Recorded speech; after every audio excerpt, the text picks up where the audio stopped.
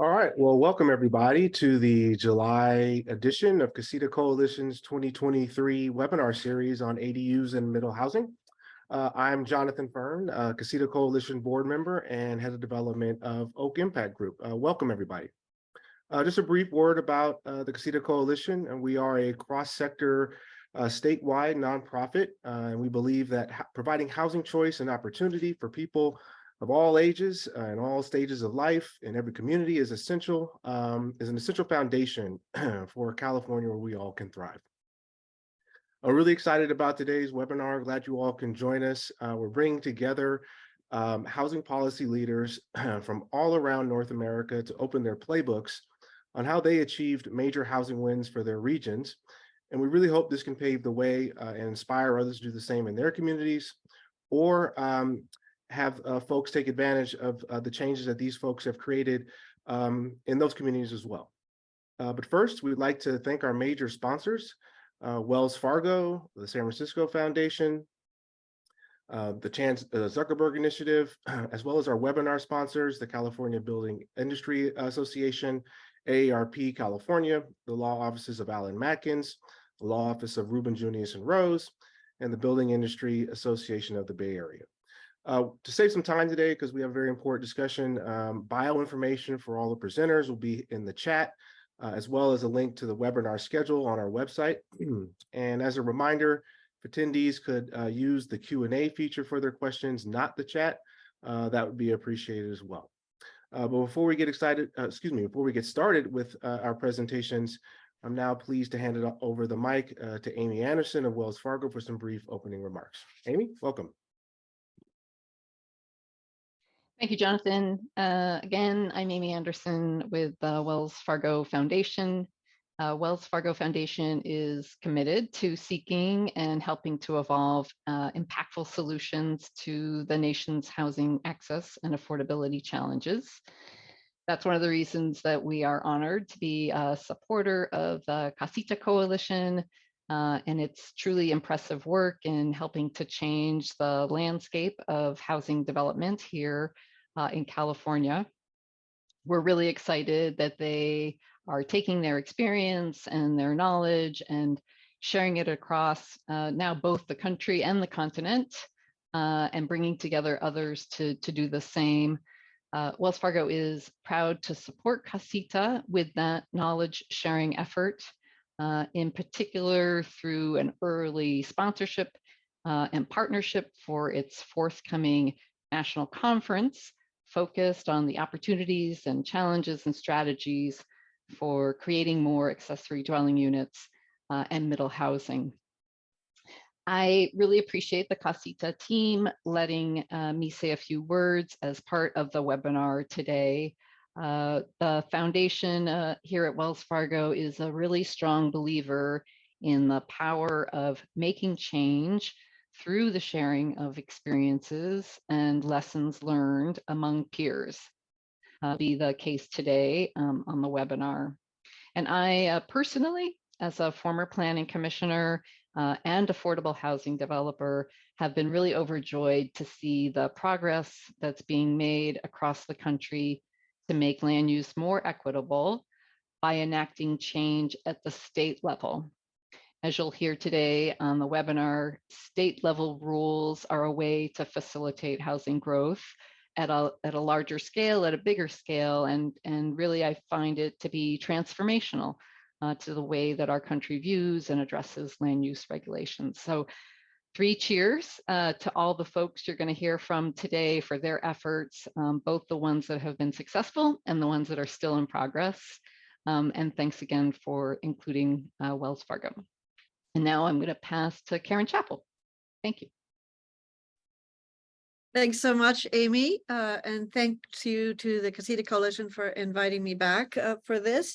So this is a great moment in the movement for gentle density, a great moment to reflect. If we look back over the past 10 years, there are some absolutely extraordinary accomplishments. Think about it.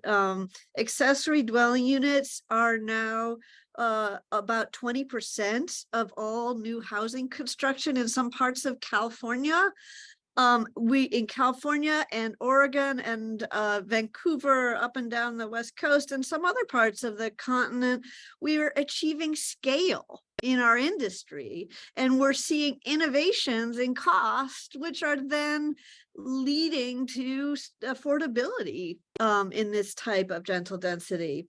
And we're also seeing a movement towards upzoning, broad stroke upzoning, and we're seeing it in unexpected parts of the US and Canada, not just the West Coast, but the heartland as well.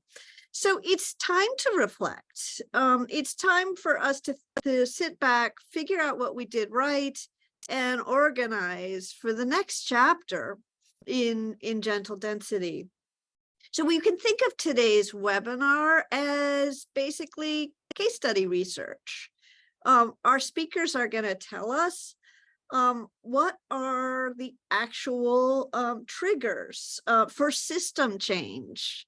How do we move the needle? What mattered in their community and what caused the turning point in this type of built form? What was unique in their community? What's replicable in what they have done? And maybe most important, how did we all move the political needle? What are the successes there?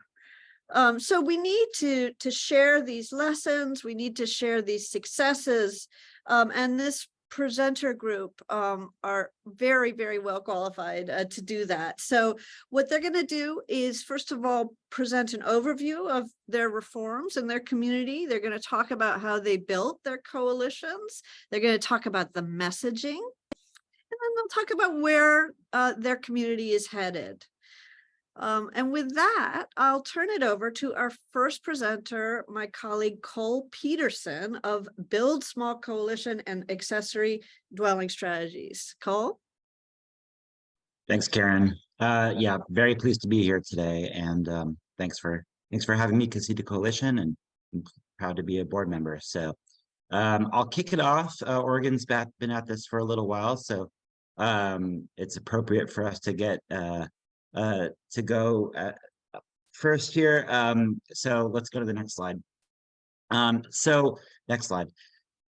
So I wanted to step back and just provide a brief sketch of, why I think Oregon's done a good job with this conversation with infill housing. And it really stems back to 1973 when Oregon passed an urban growth boundary law, Senate Bill 100. And this has set the stage for kind of a more positive embracing of middle housing and infill housing as a general policy matter. This was a bill that basically said we're going to protect farmlands and natural areas. And if you look at that picture on the right, that's actually what it looks like. If you're flying over Portland, there's a pretty stark line between where homes are built and where they are not. And so I really credit a lot of the work that's been done on the housing level to this rule that stems back from 1973. And so we're really fortunate to have passed that law, which obviously was well before this time. Next slide. So it really took a long time for ADUs to start taking off in Portland. We had, I would say, excellent regulations in Portland by 1998. Yet we did not see a lot of ADU development until 2010. And so, just like every other city in the country, we had, I'd say, a pitiful and kind of very low number of ADUs being developed until 2010. And that's really where most of the country is, outside of the West Coast. And we had really good regulations. So it wasn't really till 2010 when the city passed a residential impact fee waiver, also known as a system development charge waiver. And then myself and some colleagues started to do some really concerted grassroots education and awareness efforts around ADUs that, coupled with some minor changes in the regulations, the impact fee waiver, and this educational work, that we started to be able to get ADUs to actually take off in a more significant way. And so the exponential growth occurred till like 2018, and it's kind of tabled off since then and actually dropped off in the last few years, but we won't go into that. So this is an example of some of the stuff that my colleague Eli and I were doing. Eli was running like a tour on bikes of tiny houses and ADUs, and I jumped on that tour in 2010, and then in 2013 I started running tours of this little hotel that I ran of tiny houses on wheels. And we just saw how popular these tours were, and what a great way it was to kind of introduce people to what small homes were like in practice.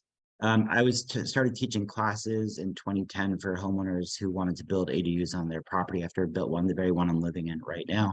And then 2014, actually, I kicked off the big citywide ADU tour. And this was really the big aha moment of how successful these tours were as a mechanism to help people build ADUs. We sold out the very first year. We capped it at like 800 people. And it was just like mind blowing to see how many people were interested in this. And this was really an effective strategy to get ADUs to take off in a very significant way as a market transformation endeavor. Next slide. But it wasn't just these educational efforts that, I was doing and Eli was doing. There was a coalition that was involved in getting kind of the brain trust of people involved in these efforts and getting us all on the same page. So in Oregon, what we had was a space efficient housing work group that was started by the Department of Environmental Quality that ran kind of a coalition from 2010 to 2017. That coalition subsequently was handed off to Metro, which is our regional planning entity, and it was called the Build Small Coalition under that name. And then more recently, in the last year, it's handed off to the Department of Land Conservation and Development to run the groups. But it's a cross industry coalition, much like the Casita Coalition, but it's in Oregon. And that coalition has really been an important way for small housing advocates to network, for us to discuss regulatory barriers and reforms, to organize initiatives such as the ADU Tour and the Build Small, Live Large conferences, which are akin to what the Casita Coalition is putting on in November. And then for us to focus our research needs, like the foundational studies of permitted ADUs that had never been done before, and what are the ways that we could finance ADUs. Nobody had really explored these topics before. So it was really like the groundwork for what it takes to get the ADU movement to work in mass. Next slide. So finally in 2020, the Portland went beyond just ADUs, building on the success of ADUs, and adopted the residential infill project. This residential infill project was very significant, allowed 2 ADUs, allowed duplexes, triplexes, fourplexes, and it eliminated off-street parking. All these are very, progressive changes, and harkening back to this urban infill kind of mentality that Portland has adopted since 1973. That's what enabled this really progressive zoning overhaul to take place. But notably, it took 5 years to get to this process. It was like 12,000 public comments. It was an incredibly intensive process to pass this middle housing code for one city. Next slide. One of the very important coalitions, or I guess advocacy groups that popped up, was Portland Neighbors Welcome, which is essentially like a YIMBY chapter. And they were really important in terms of galvanizing, getting out support for things like the residential infill project. When it finally came to the city council, they were able to get 160 people to come out in favor of residential infill project, and only 30 people testified in opposition to it. And the group of people who were in support of residential infill project were extremely articulate. They were extremely prepared. They were very diverse. It was an impressive turnout. And then the people who turned out in opposition to RIP were, not that impressive, not very well organized. And to this date, Portland Neighbors Welcome continues to kind of push, as an advocacy matter, really progressive ideas through the city council at the local level. Next slide. So in year one, post-RIP, post the unfortunate acronym, Residential Infill Project, the acronym is RIP. So the unfortunate acronym of RIP, 42% of the permitted housing units permitted after the first year of RIP were middle housing units. That graphic on the right is really the impressive graphic that shows how transformative a really good middle housing code can be. So 42% of the housing units were ADUs, 42% were middle housing, and a little tiny fraction of them were single family homes, which is very different than, you know, the way that housing is developed in the rest of the United States in a suburban or exurban context. Out of the middle housing units, the most successful form of development, or the one that was most highly adopted, were fourplexes. So that's definitely a little takeaway for everybody. Like fiveplexes and duplexes just don't pencil out as well for developers as fourplexes do. And 23% of the ADUs that were developed in this same time period, the year after this was allowed, were secondary ADUs on property. So that's also a notable thing. It's a lot higher than I thought it would be, but that's 1 year's, 1 year's data points, and we'll get a lot more data in time as the middle housing bill has been passed now statewide, which is on the next slide. Or not on the next slide, but in any case, one of the other things that the Residential Infill Project report did showed that 86% of middle housing units and 67% of ADUs are located within 1/4 mile of centers and corridors, compared to 60% of single family homes. That is to say, these are naturally going to be built in kind of transportation friendly TODs, like walkable, bikeable neighborhoods. 80% of middle housing units were constructed in inner neighborhoods. Next slide. The cost of new construction middle housing units sold for $117,000 less than single family homes on average. Anecdotally, I'd say that's actually lowballing it from what I've seen. This example on the right shows a new construction unit within a fourplex selling for $406,000. What I'm seeing anecdotally is $400,000 to $500,000, whereas the new kind of spec new construction goes for like $800,000 to $900,000 in this market. So. But this is what the research bears out, $117,000 less on average. So again, I think we're going to see some very significant decreases in new home prices as a result of the middle housing bills, whether these are sold as fee simple properties or as condos. Next slide. And you have a minute left. Oregon House Bill 2001 passed in 2019. Very notably, this was a statewide ordinance like the ADU bills in California have been, and this only took a few months. So in contrast to the Residential Infill Project, this was more effective, had bigger impact, and took vastly less time. Next slide. And another notable thing that Oregon has done is the Middle Housing Land Division, which followed on the heels of House Bill 2001, which allows for fee simple sales of any middle housing. Next slide. Tiny houses on wheels are another thing that Portland has done that no other city in Oregon has done. And we allow RVs to be used as housing in addition to tiny houses on wheels, RVs as well. This is a pretty radical kind of take on lowering the cost and the barrier to entry to attainable housing. And it's kind of becoming the new ADU in terms of their cost. So what's next? Zoning code reforms, RVs as additional housing on residential properties throughout Oregon, perhaps. There's just a lot of work that needs to happen in terms of market transformation at this point. We've passed really good codes, but now we need to get financing to be much better. We need to document feasible development models for middle housing for sale and rent. We need to foster a larger pool of sophisticated small scale infill developers like Jake Fry, who's up next. Thanks so much, everybody.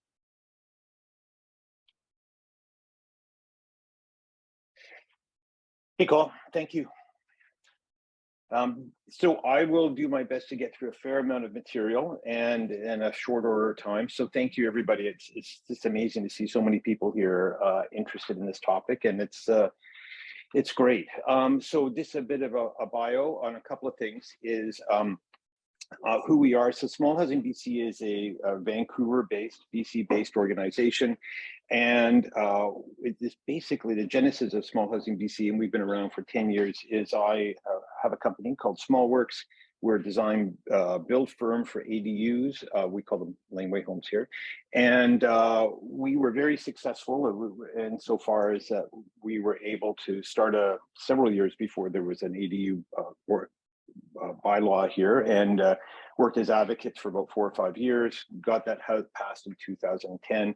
The firm's been very prolific. We've built under 400 homes at this point in strictly the Vancouver neighborhood context. And out of that success, going back about 10 years ago, we really felt like it was important to have a nonprofit voice advocating province-wide, because this had really engaged a much broader population than just a Vancouver-centric. And out of that, we developed Small Housing BC, which really tried to not only foster an environment where ADUs could become sort of an as of right for all BC residences, but really start to look at multiple residences in a single lot. And if you could advance the slide, please.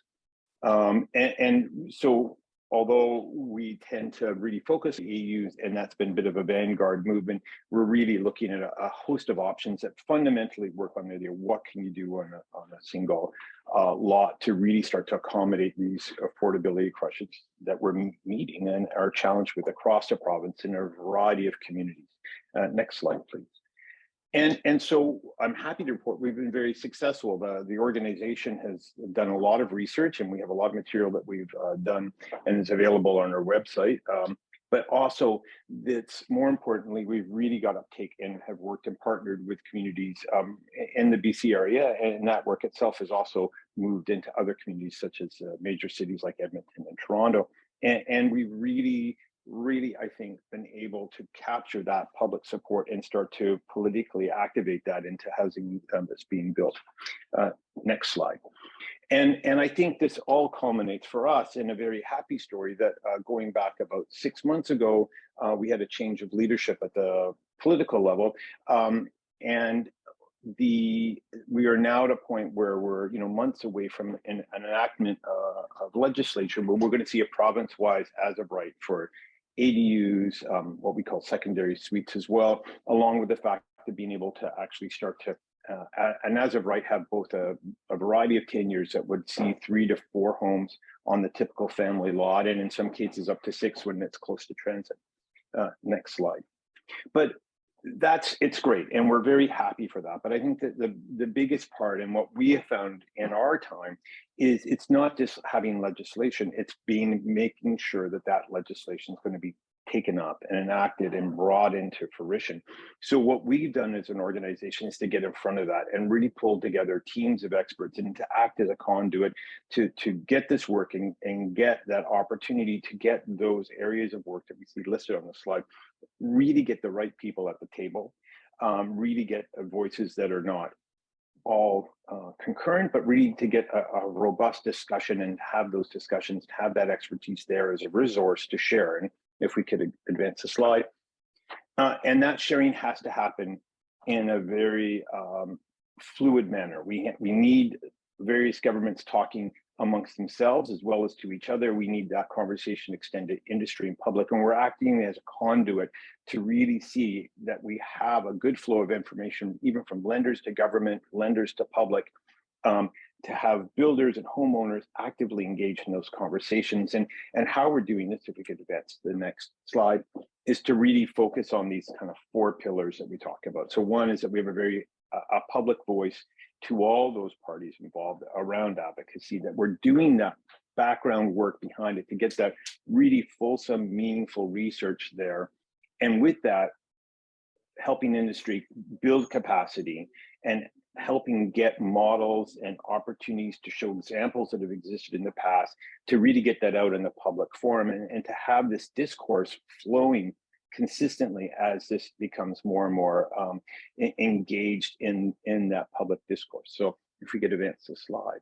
So fundamental to this is we really start, these conversations start with the regulators. So what we've done is we've put together what we're calling a community of practice. So we've reached out and we have, I think now, maybe upwards of 80 planners working with us from over 55 municipalities. So what we're trying to do is we know these changes are forthcoming. So we're trying to get best practices.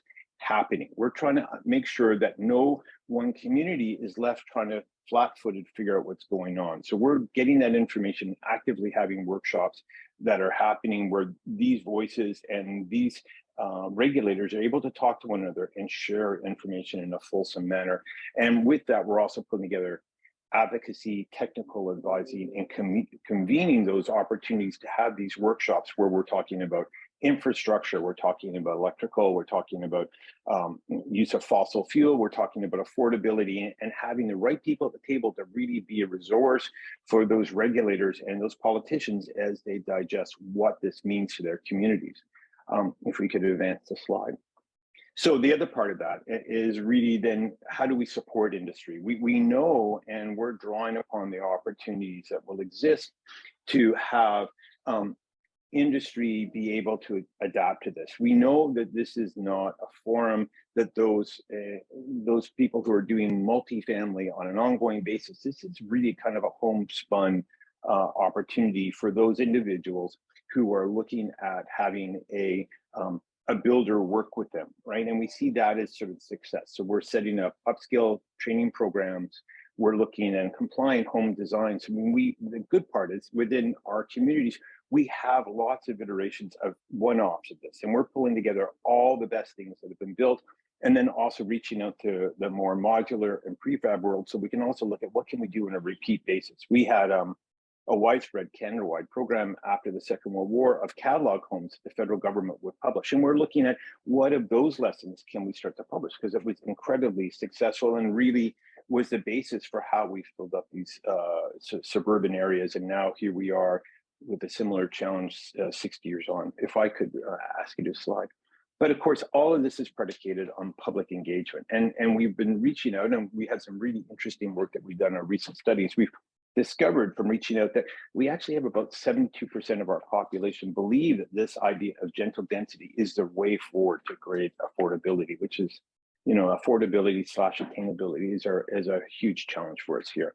And we know that the public perception about this is really widespread. And so we need to communicate to the politicians that there's not risk, and we're doing that on an ongoing basis. But likewise, we also need to communicate to the public about the advantages and the opportunities that are here. And so we're working on an ongoing basis, both through social media and actual in-person presentations, and have gone and traveled around the province having these discussions so that interested parties start to understand what the opportunities are. If we could advance the slide.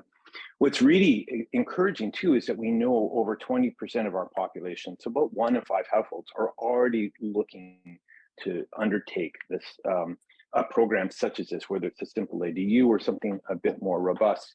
But if we look ahead, but the challenge that population has, I mean, and sort of backtrack for a sec here, we know that they're there. Like, we've talked to these people, and yes, sorry, Celeste, if you go ahead to this one, this you know, sort of really justify that we know what the drivers are, what people are really looking for, and really this is an opportunity, maybe once in a multiple generation, where this is an opportunity we have with this type of development to really do two things. One, really unlock that what has historically been kind of untapped wealth in these properties, and at the same time really have an opportunity to create some more equitable home ownership. You know, looking at Vancouver, 60% of our land mass is inhabited by roughly this under 30% of our population, and that housing stock is only affordable to 5% of our population, which is, you know, those are astounding numbers when you think of what does that mean for a community of a city of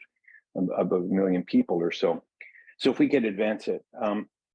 So we understand what the challenges are. So we know people want this. Here's a list of questions, which really, these are what are most struck with on the part of the general public. Basically, what is your surety to be able to do this? I'm interested, how do we do this? And that's a program that we're working on right now, where we're working to start to roll out this really grassroots information, because really at the very base of this, you know, I think given what our mandate is and what we'd like to see, and I think what the population would like to see, the opportunity with this type of housing, if it's properly rolled out, and the proper engagement with the regulators, with industry, and with the general population, this is actually a unique opportunity to start to get housing built without speculation. this is the opportunity we see where we can really get people into homes, where that land that's currently held by homeowners can start to be distributed in a way that's viable and financially beneficial for them, but not done in a speculative way, so that we're able to really unlock the full potential of that land.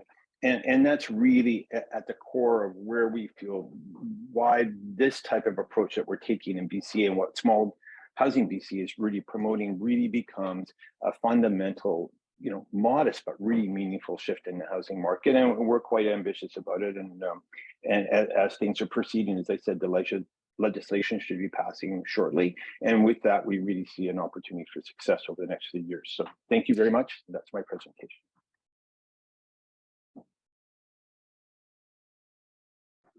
Sorry, and with that, I'm handing it off to Denise Pinkston, who needs no introduction. It's been a great inspiration to me and this a lovely and charming person as well. Thank you, Jake. I'm so delighted to be here today with the folks who spoke before me and the people coming after. We are creating a movement across the Western Hemisphere right now. We even got a phone call from Paris a few weeks ago that is changing zoning in such a profound way. Nothing has changed land use in our cities and communities to this degree since zoning was invented. But making change quickly and having it land and be appropriate requires constant monitoring and supervision and coalition work. So we are all, as Jake pointed out, talking to each other constantly. And that's how California got where we are. And that's why we're so excited to be part of the conversation today. So in California, we didn't change everything overnight. We changed many things incrementally and then continued to build a bigger and bigger coalition. So the first big bill we did was a simple topic. You get a building permit for an ADU if the structure exists, can be made safe, no ifs, ands, or buts, regardless of your rules. And then more recent bills allow duplexes, lot splits, 2 ADUs on a lot, ADUs in multifamily structures, so you can add back in density to existing multifamily bills. And then this year, we're working on learning our lessons from Oregon and Washington and allowing single family homes and ADUs to be condominiumized, permanently banning owner occupancy and having the best of the pre-approved plan programs in California be a requirement of state law for every jurisdiction. Next slide. And the first bill started small, as I discussed, but the messaging mattered. We didn't start by talking about changing single family zoning across the Western Hemisphere or getting rid of it. We talked about local control begins at home. Not every home can be a fixed box for a nuclear family alone. Our homes have to adapt to our blended, mended, extended, changing families. Where in California, we say we value diversity, tolerance, and privacy, but we let neighbors have a veto over our lifestyle choices. It's time to change that. Next slide. I won't go into the details of the first bill contents. As I mentioned, it was simple. Next slide. But the main thing that we introduced was a different way of talking about land use. It is no longer a lifestyle veto by your neighbors and by City Hall over things that homeowners need to do to take care of their families and pay their mortgage.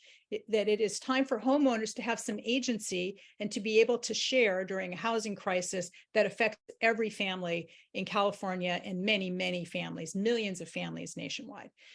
And the only way to get to scale, you can leave the slide up, was to create state law. California has 450 cities and towns. Going one at a time would not have been possible. Next slide. So in order to get that done, we had to talk to a lot of people and create a huge support coalition for what was initially a very small bill.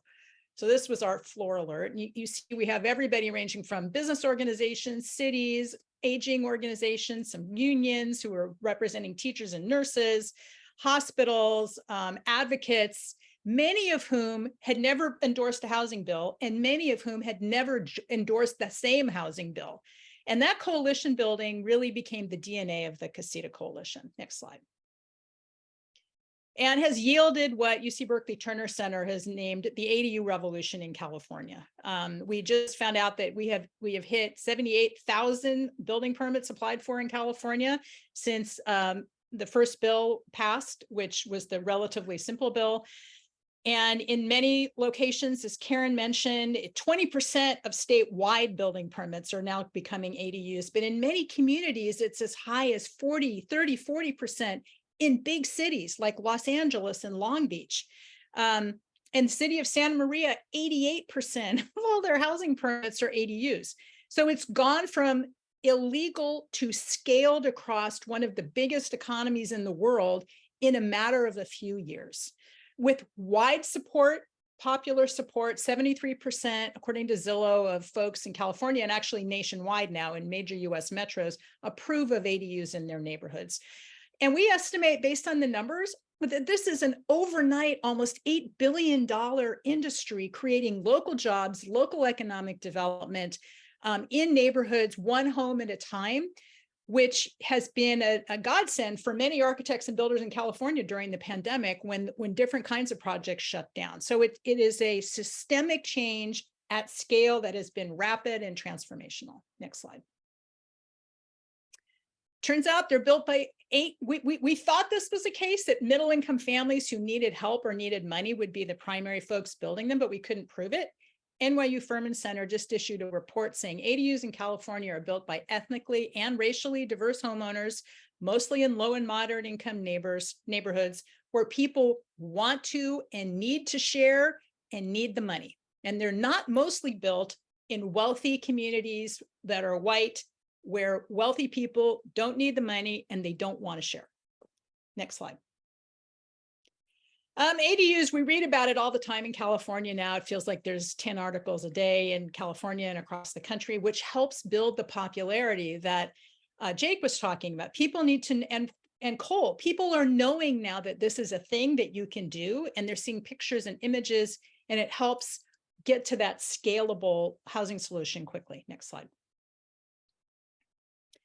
The scale isn't just one homeowner at a time or small builders, it's also a whole new set of industries have emerged in California that are building site-built, pre-designed, prefab, modular, new financing tools have been developed. And so private industry has exploded in this space because every company can sell a similar product in every one of California's 450 cities and 58 counties. You can never get to scale one city at a time. And so if we're talking about system-wide change and transformation, you need to have the zoning rules changed at a high enough level of government that an economy can be built across city jurisdictional lines. Next slide. And the policy conversation can expand, right? We started with ADUs, which is a subset. Now we're spreading down into some things that are more like home sharing and spreading up into larger missing middle housing types, townhomes, cottage clusters, plexes, et cetera. So we can kind of grow the acceptance of a wider variety of housing forms, having started from the ADU space. Next slide. But as others have pointed out, zoning is just the first problem. And I like to think of zoning as the first gen barrier. When the zoning is in the way, you can't see what's behind it. Once you get the zoning out of the way, it turns out there's still a lot of problems or reasons why people can't get to their ADUs. And a lot of that is the work not only of Small Housing BC, but also of the Casita Coalition. Next slide. So in working on second gen barriers, the biggest one we are all working on is banking and finance policy. So Casita Coalition has been working in coalition with our West Coast states and now and others across the country on finance reform at the federal level. There is deep interest now in the Biden administration and working on this, and most of the federal finance agencies are engaged and looking for ways to change their rules to be more friendly to middle income homeowners who need to be able to get conventional loans to build an ADU. We also were successful in working with our budget chairs in the Senate and the Assembly to get $100 million from the California budget to help jumpstart an ADU finance industry in California and help homeowners. We've been working to change other systemic kind of ecosystem barriers like appraisals. There are no standards for ADUs. MLS listings are inconsistent and no way to record them.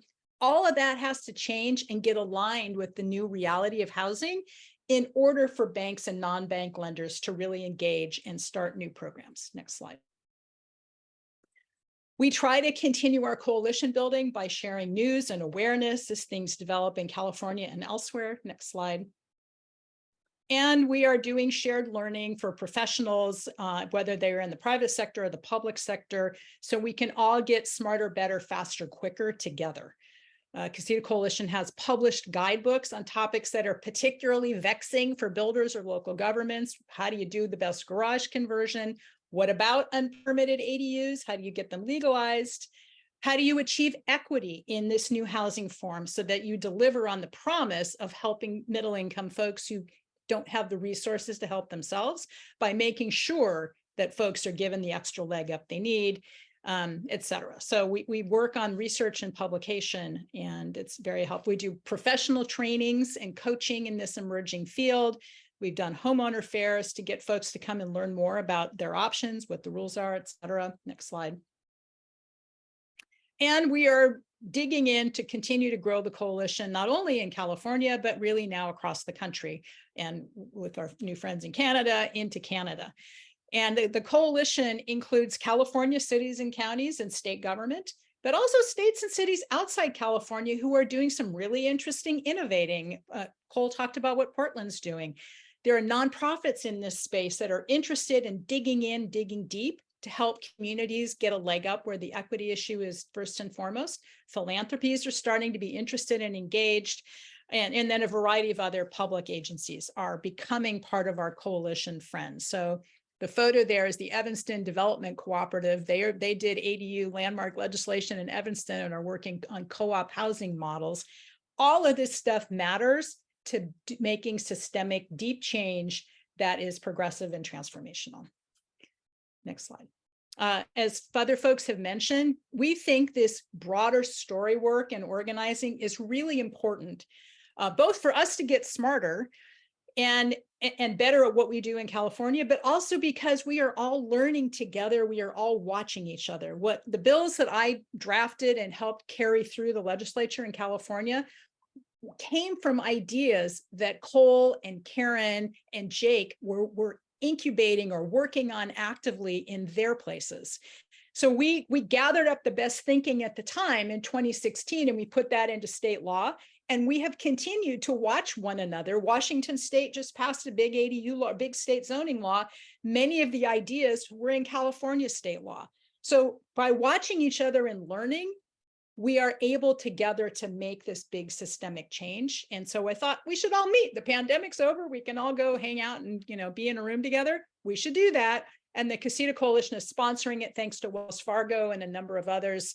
And we're really excited to bring the depth of folks who are interested and motivated to make this stuff happen in their home together, so we can all grow our work and movement and deepen the impact. So help us change the future of housing. Come to the convening if you're interested.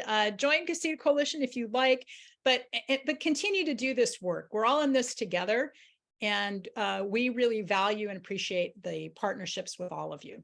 And I am proud and pleased to introduce another inspirational source of help and guidance in this space.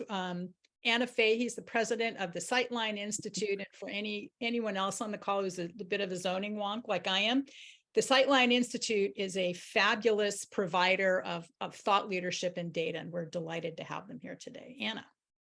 Thank you. Well, I've given myself a promotion. I'm not the president.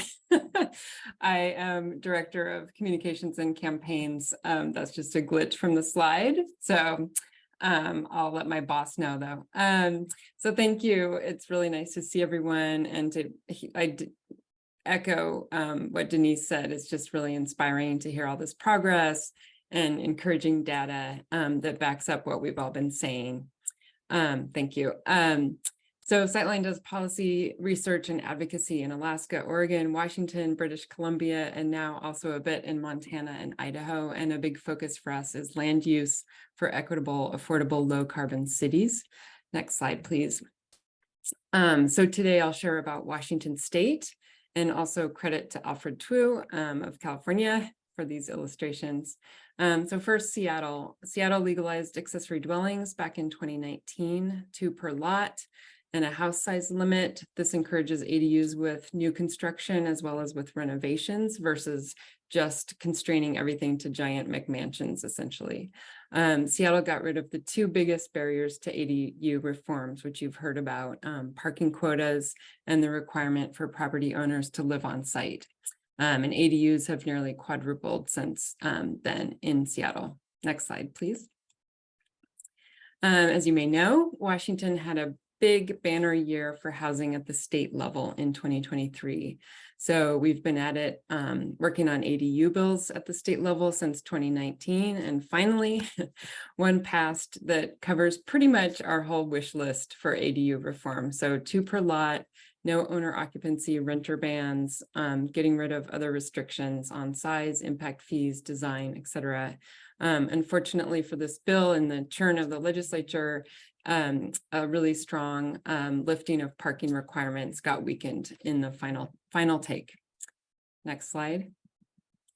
We also had a big middle housing win. So the bill that passed legalizes 4 homes per lot in bigger cities, 6 near major transit or with an affordability bonus. So if 2 are affordable, and that's at 60% AMI for rentals and 80% for ownership. And in mid-sized cities, it allows 2 homes per lot and 4 near transit, or if 1 is affordable. And in cities of any size that are adjacent to our largest metro areas, it legalizes 2 homes per lot. Next slide. So this was adjusted and amended in the process as well. It did get scaled back from 4 to 2 homes in mid-sized cities and in the metro areas. And it allows an alternative compliance path with some limits on the excluded areas. And it also raised the cap on parking mandates. So went from 1 space per lot to 1 space per unit, which is significant. Next slide, please. And there were many more barriers lifted in 2023. So I won't go through the list, but the legislature took up over 50 housing affordability bills this session, and a slew of them passed, many of them in that supply and lifting cost and restriction area to infill homes. Next slide, please. And Washington State also passed a record budget for housing investments and support. And cities can now allow more infill homes as part of the way they meet their climate goals in the Growth Management Act. And the legislature passed a bill, a first in the nation, sort of one-of-a-kind reparations style bill that funds homeowners who qualify as someone who they themselves or who is a descendant of someone who is excluded from home ownership in Washington State by racially restrictive covenants prior to 1968. It's a really exciting bill. Next slide, please. So the coalition, we Sightline can't take credit or all the credit for building what became a really big, diverse, robust coalition. But I can say that over the last decade or so, we really did help set the stage for it with years of just churning out that research and analysis, looking at best practices in policy, case making, endless conversations, talking to legislators and allies and listening to stakeholders and refining our messages and really understanding the opposition and the obstacles. But I will say the stars really just kind of aligned in 2023. So for one thing, the housing crisis was just peak for everyone. It was hitting everyone directly or indirectly, and everyone was talking about it. We also had finally gotten to more agreement that the shortage is a big part of the problem and that zoning reform is a key fix. We had, you can go back to that slide. Actually, I'm going to be on that one for a little while. We had great leadership in the legislature. We couldn't have passed these bills without bipartisan support. Even with Democratic majorities, we really needed Republican votes to pass. So this photo is 3 of our superhero champions, Republican Representative Andrew Barkis, Democrats, Representative Jessica Bateman and Senator Yasmin Trudeau, who all three sponsored bills, along with Representative Mia Gregerson. And all of these leaders were critical in convening their caucus members, influencing key committee members, and building the coalition of stakeholders and organizations. I will note that women leaders stand out as the ones championing housing bills in Washington, and in particular, BIPOC women have been leading in the state. We had a growing, strong coalition of partners who really became the glue and the mobilizers and the political muscle that Sightline doesn't have, that made it happen. So AARP, Habitat for Humanity, the Housing Development Consortium and their Black Home Initiative project, labor partners were essential, like SEIU, big employers, builders, realtors also joined in, chambers of commerce, and very critical were our environmental partners. FutureWise ended up having a whole organizing operation around these bills, Climate Solutions, Sierra Club, and American Farmland Trust. And I will say it was also very important to have local elected leaders' voices.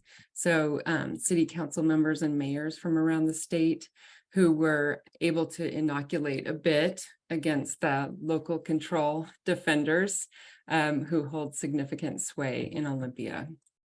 Next slide. I won't dwell on this, but it did help to unite the Democratic caucus in particular, that there was a package, legislators worked on a package of bills that address subsidy, supply, and stabilization. Next slide. So what messaging worked? We've learned a bunch over the years.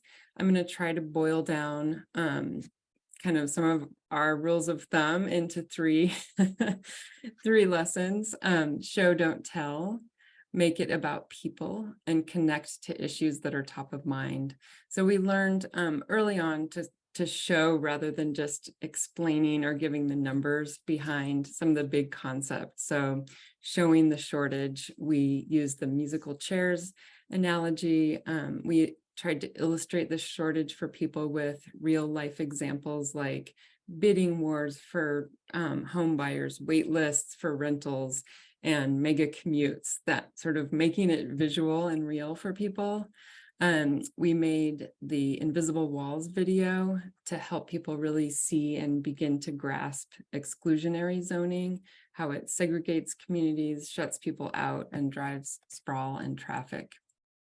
On the flip side, we learned to paint pictures of the solutions too. Simple thing, but it became really important to literally just show photos of ADUs and middle housing, friendly, familiar, sweet apartment buildings and duplexes and cute little ADUs. This just made it less scary to think about what we were talking about in terms of upzoning. And early on, we also learned similarly to paint a picture of density rather than ever saying the word density. When we described or showed compact, walkable, vibrant, mixed use, mixed income places that people love to hang out and it's easy to get around, people spark on that. That's where people want to live. That's what they like, that feeling and experience of density, but they do not like the word, or I guess sort of the concept of density, if they can't kind of see it in a real way.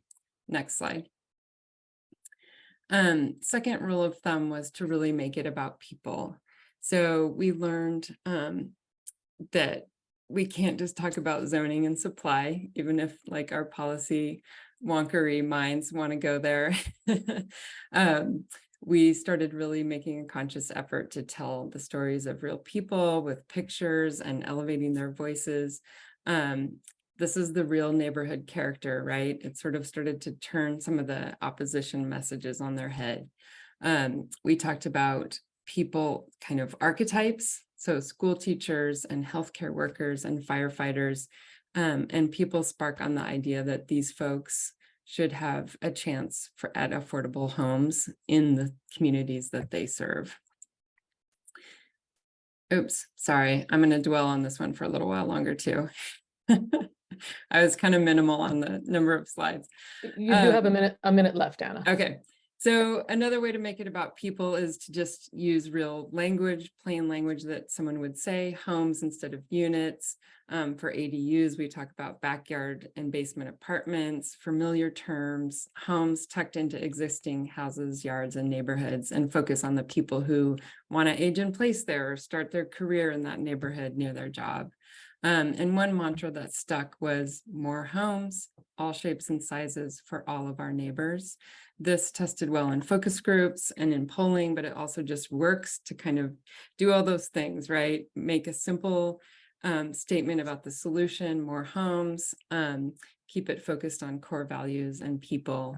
And, you know, people's households and paychecks come in all shapes and sizes, and our homes should too. Next slide. Finally, and I'll just touch on this a little bit because I talked about it in the thinking about coalition building, but central to our messaging was to connect housing to other top of mind issues: salmon, habitat, climate change, environmental justice, water, air quality, et cetera, jobs, businesses, local economies. I would say that the anti-sprawl message really was kind of one that crossed issues and audiences. It touches everyone. Whether it's equity, environment, cost of living, quality of life, suburban, rural, big cities, little cities. I think sprawl became really a unifying rallying cry. Next slide, please. So that's what I'll share about messaging. What's next? There's more work to do in all three of those areas: supply, subsidy, and stability. There were 3 bills that died this year that we will take up again: excessive parking mandates, lot splitting, and more apartments near transit-oriented development. Next slide. So another rule of thumb is to copy what's working that other people are doing. So Sightline also just wants to thank folks on this call and elsewhere who've done great work and that we're just picking up and running with in Washington. With that said, I'm really happy to pass the mic on to Montana, to Tanner Avery of the Frontier Institute. Thank you. All right. Well, thanks, Anna. I really appreciate it. I am excited to talk with everyone about some reforms. Montana is a little bit of a different state, so I'm looking forward to kind of unpacking it. Next slide. We're going to go one more after that, actually. So when we first started talking about the problem of zoning, we realized, well, first of all, we're in Montana. It's a little bit more of a conservative state, which means we're going to have to change our messaging a little bit. But 2 of the big problems we saw was, one, how do we explain the problem of overly strict zoning in a way that's easily understandable and in a compelling manner? And the second one is, how do we clearly demonstrate overly strict zoning is making Montana's housing crisis worse? Next slide. So I know a lot of folks on this call are in California, so I'm going to give you some background here. There is a bit of animosity in Montana that they think that our state is headed towards becoming LA or San Francisco. And we realized that when we were talking to folks about zoning, there was kind of a disconnect of, well, what does that really mean? And so we kind of wanted to leverage this idea that, you know, California style zoning, the original zoning, the zoning that you guys have done so much work to fix, which is so awesome, was originally the problem. And our cities are zoned like that. And we will become what we don't want to really become too. So that's kind of the background there and why we chose that messaging. Next slide. We really wanted to focus in on 3 specific things that are very Montana and kind of conservative value focused. The first would be freedom, second, property rights, and the third would be Montana way of life. So I've got a few different quotes and kind of messaging that we've used throughout our time working on this issue. So the first one really is, zoning reform gives landowners the freedom to build denser, more affordable starter homes if they choose. So this concept of freedom and property rights really go hand in hand for conservatives. And it's really about getting them on board with it. And then, you know, when we talk about property rights, it's about allowing people to not have government telling them what to do. It's about being able to choose for themselves, which really resonated with Montanans, especially on the right. The last part would be the Montana way of life, which, you know, in Montana, we have a lot of open space. We have a lot of rural areas. And people move here all the time. And a big reason they move here is they want to be able to, at the end of the day, go for a hike and drive 15 minutes in any direction and be able to get to the mountains. And what we really said was, hey, let's keep cities where cities are, and let's keep rural areas where rural areas are. So it's about protecting rural areas and making sure that we have open space and that we can all continue to use our public lands. Next slide.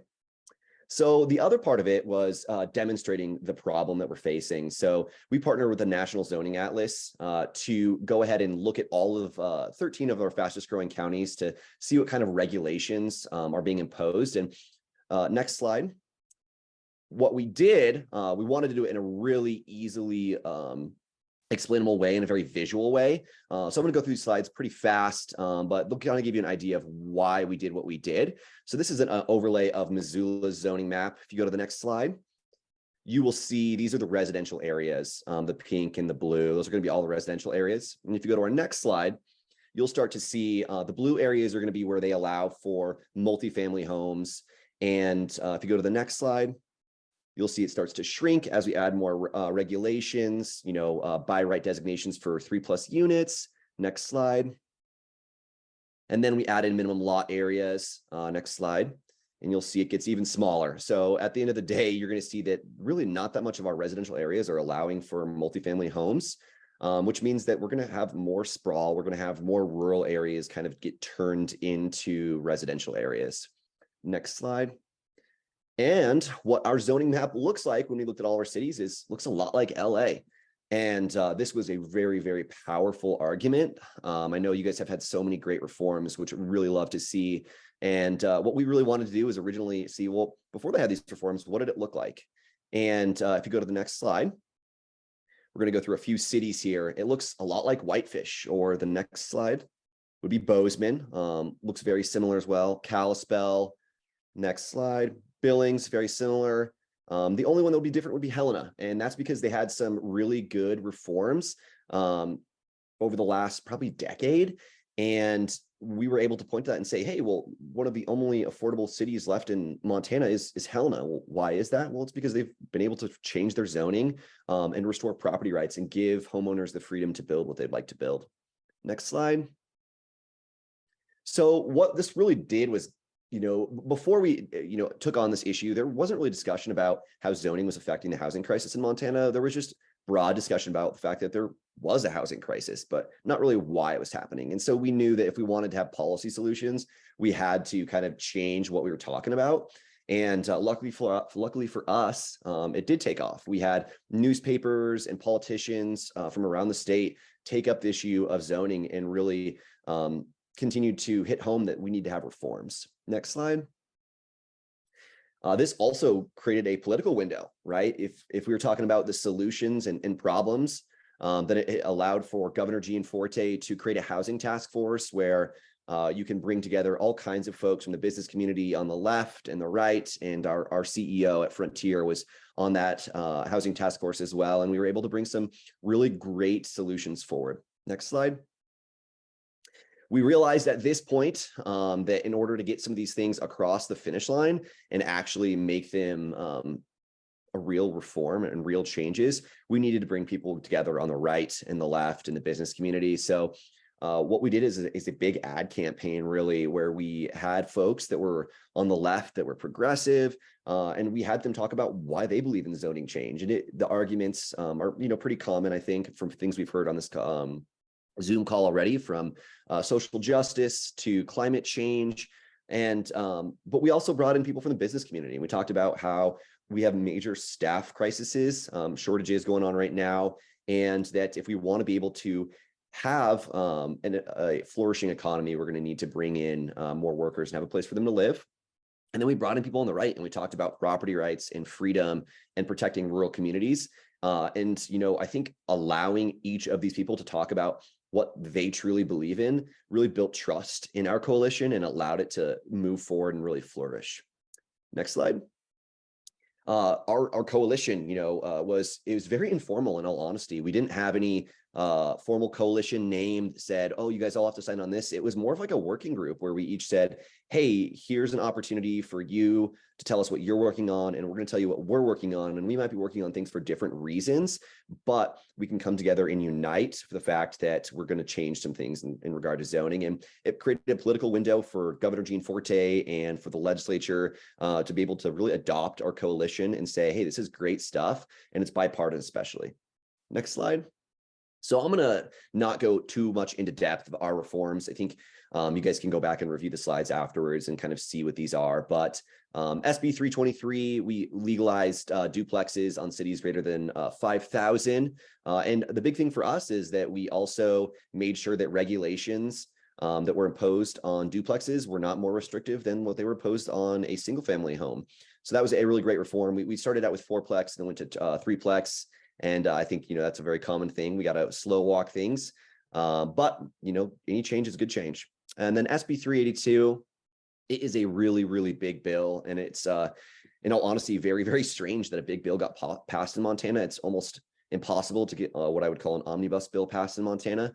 And, but they did it. And, it was a really good reform. What they were able to do, though, is give a specific menu of pro-housing reforms that local governments could adopt. And they saw this as a way of giving local governments some control and having local control, and it kind of assuaged their concerns. Next slide. And then SB 528 was a really phenomenal bill. We actually contacted a lot of you folks to work on this one because we wanted to get your feedback about what the barriers were to ADUs and making sure that they can actually get built. So we broadly legalized them across the state, as well as we did a lot of poison pill prevention in this bill. So that was a really great one. And then SB 245 focused more on multifamily homes in commercial zones. It was for cities greater than 7,000. And we also did some poison pill prevention to prevent governments from imposing onerous parking requirements. And then next slide. So what's next for us? We really believe in property rights here at Frontier Institute. And we really believe that we want to do broad reforms to strengthen property rights so that individual Montanans can have more tools at their disposal to be able to fight against overly strict zoning requirements. So we might not be picking out specific zoning reforms as much going forward. However, we really want to arm people the ability to go through and challenge zoning restrictions themselves. And next slide. With that, I will hand that back over to Karen Chappell. Thank you so much. That was fascinating. We don't hear from Montana every day on this issue, so about time to hear from Montana. So let's now go to a couple of other states. Before we bring back all the presenters and start our Q&A, we're going to get an update from advocates in Texas and Connecticut. So we have with us Sylvia Rezbanivsky of Texans for Reasonable Solutions and Marcel Negrete of the Regional Plan Association. So Sylvia, Marcel, thanks for being here. Can you tell us a little bit where you're at in terms of ADU reform? What's up and what's next? Of course. So Texans for Reasonable Solutions was successful in passing one of our bills this past legislative session, which was our first legislative session. And that bill directly reduces construction delays by requiring regulatory authorities to return the request for permit or licensing within 45 days of the initial submission from a builder or developer. And that goes into effect in September. Unfortunately, we were not successful with our ADU reform bill. That one was actually, it failed. It had overwhelming opposition from our Democrat legislators in predominantly our urban cores. So that definitely has affected our strategy moving forward. And that is to have a strong presence in those cores, which would be Houston and Dallas, and to build relationships with those legislators and also address their concerns. And their concerns largely this past leg session was about taking power from the localities. A lot of those senators and representatives had previously served in the cities, and they kind of made a collective decision to not support anything that has to do with preemption. So ADUs, we've already hosted a community gathering in Houston, and we are going to be hosting one in Dallas next week, where we invited those representatives and senators, along with our partners at Habitat for Humanity, United Way, and other nonprofit organizations that center around housing affordability, so that they understand that this is not where I'm based, an Austin specific issue or a battle between local and state, but this is really a battle for housing for people of all socioeconomic levels and party lines. We ran out of time for our minimum lot size reform bill, which would have reduced the minimum lot size to 2,500 in cities that had a population of greater than 300,000. And we ran out of time for our sunset bill, which would require local authorities to review their bills, their laws, land use laws, every 7 to 10 years, and to sunset anything that was affecting or hurtful to housing affordability. So overall, I think for our first time going into our legislative advocacy as a less than 2-year-old organization, which I've been at officially for less than 2 months, but I was volunteering with because I live a mile down the street from the Capitol for the last 6 months, I'd say we did pretty well. Having one bill passed, and we've definitely got a lot of momentum. And with building coalitions, it was really a matter of getting in front of the executive directors and leaders of nonprofit organizations, also getting in front of, obviously, our legislators, and tailoring the messaging to a language that resonated with them, which my colleague from Montana already shared. So with our Republican representatives and senators, it was about property rights. It was about bureaucratic inefficiencies, and about really just restoring kind of the American dream of homeownership, and showing them what was getting in the way of that and how impractical it was. And with our Democrat representatives and senators, it was about missing middle-class workforce housing.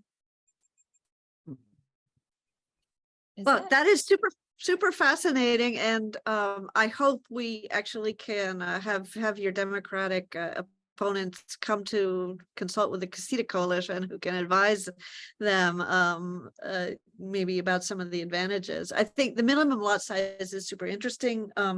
You know, that's one thing that you can come around. You can get equity advocates because it's a way to overcome discrimination against low-income homeowners who have been cut out of the ADU market. So it should be a win-win, overcoming minimum lot size regulations.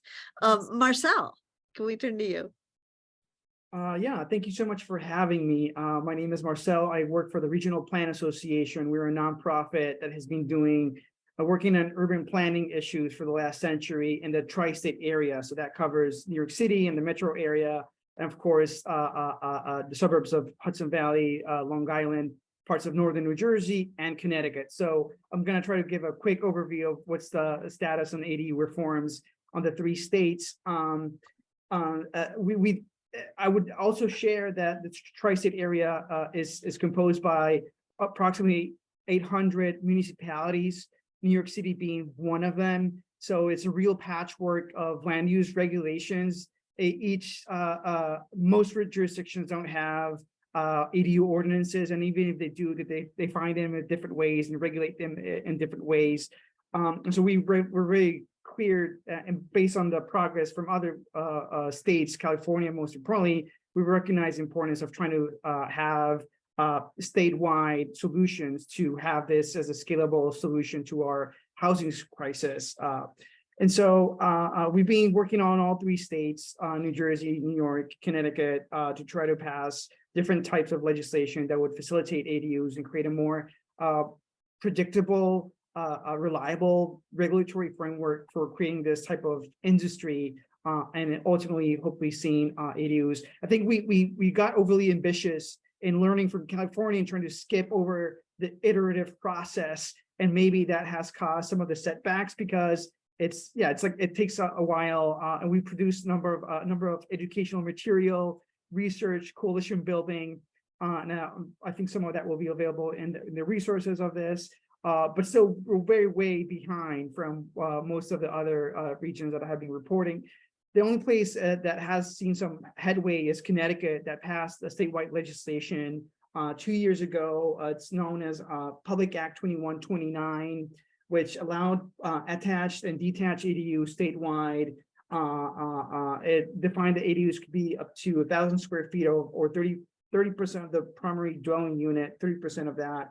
It would eliminate minimum or maximum age requirements for occupancy, and it would eliminate parking requirements greater than that would require more than one space per accessory dwelling unit.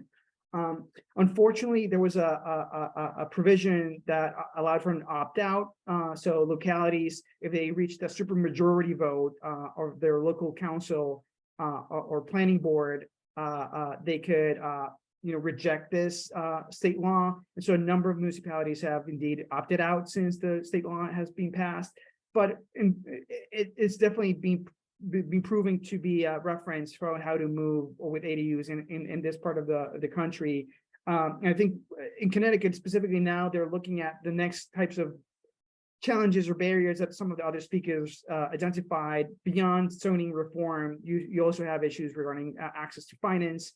So I think there's like some thinking and headway how to tackle that in Connecticut, but in New Jersey, New York, we're still at the first step trying to get at zoning reform. In New York, we had the governor on our side proposing a very ambitious pro-housing agenda earlier this legislative session. And ADUs was one of the components, one of the mechanisms of that more ambitious pro-housing package. But I think that also being a comprehensive, multi-pronged package also allowed to create a lot of, I guess, enemies of political, like the legislative appointees and elected officials just, it just made it easy to bring the whole package down. So it seems the main approach will be going back to what other places have seen success with and seen more incremental progress. So maybe finding a champion in the legislative state level or assembly to introduce a more modest ADU reform and then try to scale it from there. I'm not sure we'll be able to skip the line and save like the 10 years that California has seen in tweaking with its ADU policy, but we'll try to keep learning from other parts of the country. Yeah, great. Thank you so much. That's fascinating to hear. And the learning is great. I mean, just what folks are picking up from each other, and you hit a wall and you start over again. And it's not like 10 years was all that we worked on ADUs. The ADU movement in California started in the 1980s, actually. So it takes a long time to get change. So thank you guys. With that, I want to invite all of our presenters back for what time we have left for a Q&A session. If we have some questions in the chat, some of them have been answered already. We may get to some of those. So if you want to add more to the chat, please do. Keep them general. That would be most helpful. And meanwhile, we'll start off with some general questions. I guess, I've been getting ideas from all of you about how to push system change. I just want to summarize for our audience, what are the key messages? What gets the most heads nodding at the legislature when you lobby the bills? And particularly, let's help our friends out in Texas when you're hitting this preemption issue. How can you move forward on that? Maybe I'll start out here. I think one thing that we found to really resonate, because the local control argument is very strong, especially in conservative states. They really want the size of government to be close to home. And what we did is we challenged that and said, hey, if you really want local control, then you need to give people the power to make decisions for themselves. Government at any size is going to have some problems and some dilemmas. So it's about restoring power to individuals and empowering them, not just local governments. That's what California did, although we did it in a California way, right? But same idea. Local control does not begin at City Hall. It begins at home. Your home is your castle, not your neighbor's castle. And if you want to have 8 kids and 5 cars and a dog, you can do that today, and so can your neighbor, but the city can't say no. Why? You can use your garage as a yoga studio. My dad fixed cars and blared the radio all weekend long, every weekend, which the neighbors didn't like, but he could do that. Why can't I put grandma in the garage with her own bathroom under that same set of land use assumptions? If the structure exists, let it be a home, because you can do all this other stuff with it. And if it gets out of hand, which we have nuisance law and noise laws for. So regardless of the zoning, if it exists and you can make it safe, it should be able to be a home, just like it can be all these other things, which is a variant on what Montana did with the local control begins at home. And for us, it was like no lifestyle veto. Everyone in my city has a sign that says, we value diversity, tolerance, equity, all people, women's rights are human rights, like a list of 30 things we care about. I'm like, okay, how about grandma lives in the garage? Can we add that to the list? I should get to make my lifestyle choices. We don't want government in our bedrooms. They shouldn't be in our private family decisions either. So it's very much like, that's what got heads nodding here. Yeah, you're right. My neighbor has teenagers and they're a noxious land use, but they're allowed to have teenagers. And legislators joked on the dais about how many times a day you flush a toilet when you have 8 kids. And they made jokes about it. Like, yeah, my neighbor harasses me, but it could be a house. And that's what got us bipartisan support. It wasn't a traditional progressive approach to policy.